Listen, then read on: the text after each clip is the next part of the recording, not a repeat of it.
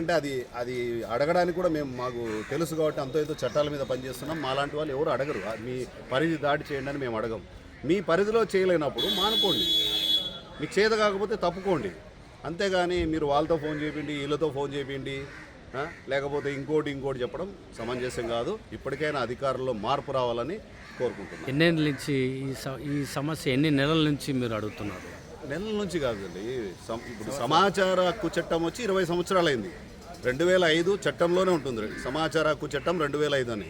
2005లో చట్టం వచ్చి ఇప్పటికి 20 సంవత్సరాలు కంప్లీట్ చేసుకుంది. నేటికి బోర్డులు లేవంటే ఎంత అధ్వాన పరిస్థితిలో ఉంది. నేటికి సమాచారం సరిగ్గా ఇవ్వలేదంటే ఎంత అధ్వాన పరిస్థితిలో ఉంది. ఇంకా చట్టం ఎందుకు? ఒక చట్టాన్ని పార్లమెంటులో అది ఆమోదం పొంది ప్రజల శ్రేయస్సు కొరకు దాన్ని చట్టాన్ని రూపొందించినప్పుడు ఆ చట్టాన్ని అమలు చేయనప్పుడు ఇంకా చట్టం ఎందుకు? అది అదే మేము అడుగుతున్నాం డైరెక్ట్గా. అంటే మీరు చెప్పేదండి ఆర్టీఐ చట్టాన్ని అధికారుల నిర్లక్ష్యంలో నీరు గారిపోతుంది అంటారు. తప్పకుండా 100% అదే చేస్తున్నారు.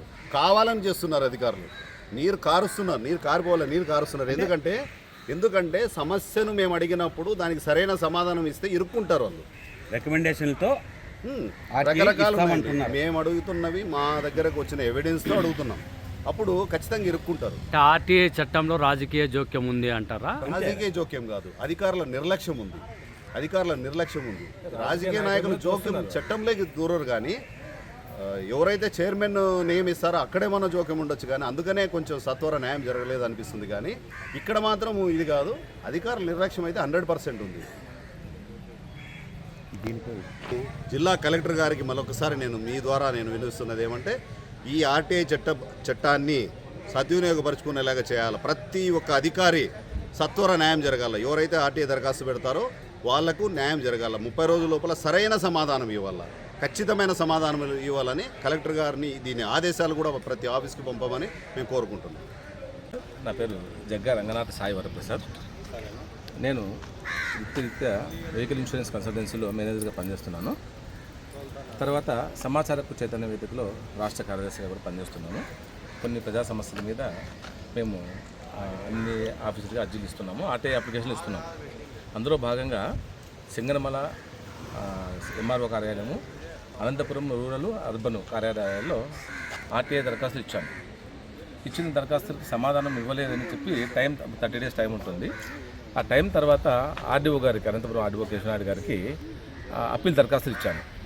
ఇస్తూ అంతకుముందే వారి కార్యాలయంలో కూడా ఒక దరఖాస్తు చేశాను, ఆర్టీఐ దరఖాస్తు. ఆర్డీఓ గారి కార్యాలయంలో కూడా మొత్తం 4 దరఖాస్తులు. సో ఈ 4 దరఖాస్తుల నుంచి సమాచారం రాలేదని చెప్పి మరి ఆయనకే వెళ్ళేసి అప్పీల్ దరఖాస్తు కూడా ఇచ్చాను ఆర్డీఓ గారికి.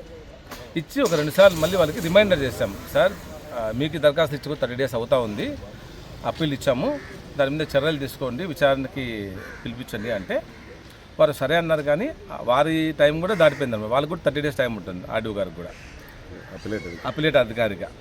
అయినా కూడా వారు చర్యలు తీసుకోలేదు. సో వీళ్ళు కలెక్టర్ కార్యాలయంలో ప్రజా సమస్యల పరిష్కార వేదికలో ఆ రోజు ఎవరు కూర్చున్నా, ఏ అధికారి కూర్చున్నా కూడా కలెక్టర్తో సమానంగా భావించాల్సి ఉంటుంది ఆ స్టేజ్ పైన.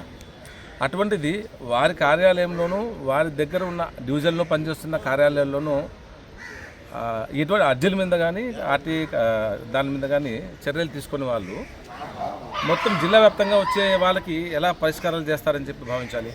వారిని కూడా కూర్చోపెడతా ఉంటారు పైన ఆ వేదిక మీద మనకు ఆఫీసర్లతో పాటు. ఆ రోజు వారు కూడా కరెక్ట్గా భావించాల్సి ఉంటుంది మనం. మరి ఇక్కడ వాళ్ళ ఇంట్లో ఉన్నదాన్నే కనీసం విచారణకి ఏదో ఒకటి అన్నా ఇచ్చినారా సమాధానం అంటే సమాధానమే లేదు అసలు. ఇంకా ఈయన ఇవ్వకపోతే వారి కింద ఉన్న తహసీల్దార్ కార్యాలయాలు ఎలా పనిచేస్తాయో మనం దీన్ని బట్టి ఊహించుకోవాల్సి వస్తుంది. అన్ని తహసీల్దార్ కార్యాలయాలైతే నేను వెళ్ళలేదు. నేను 3 తహసీల్దార్ కార్యాలయాల్లో ఇచ్చాను, అలాగే వారి కార్యాలయంలో కూడా ఇచ్చాను. వారి కార్యాలయంలో ఇచ్చిన దరఖాస్తు కూడా వారి దగ్గర నుంచి ఎటువంటి సమాధానం రాలేదు. అప్పీల్ చేస్తే వాళ్ళు ఇప్పించలేదు. వీళ్ళు కలెక్టర్ దాంట్లో కూర్చున్నారంటే ఇంకా ప్రజలకు ఏ విధంగా వాళ్ళు పరిష్కారాలు కానీ సమస్యలకి తోడ్పాటును అందిస్తారో మాకు అర్థం కావట్లేదు. అందుకోసం ఇప్పుడు కలెక్టర్ గారికి వచ్చి నేను ఇదే విషయంగా మరీ అర్జీ ఇచ్చాను కలెక్టర్ గారికి ఈరోజు. సరే ఈ విధంగా ఉందంటే మా ముందర ఆయన మాట్లాడారు, చర్యలు తీసుకుంటామని చెప్పి. అది కూడా వేచి చూడాలి. మీ పేరు? వరప్రసాద్.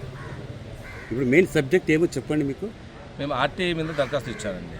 కొన్ని ఆఫీస్ సంబంధించిన వాళ్ళ అంటే మా పర్సనల్ ఏమి కాదు, ఇక్కడ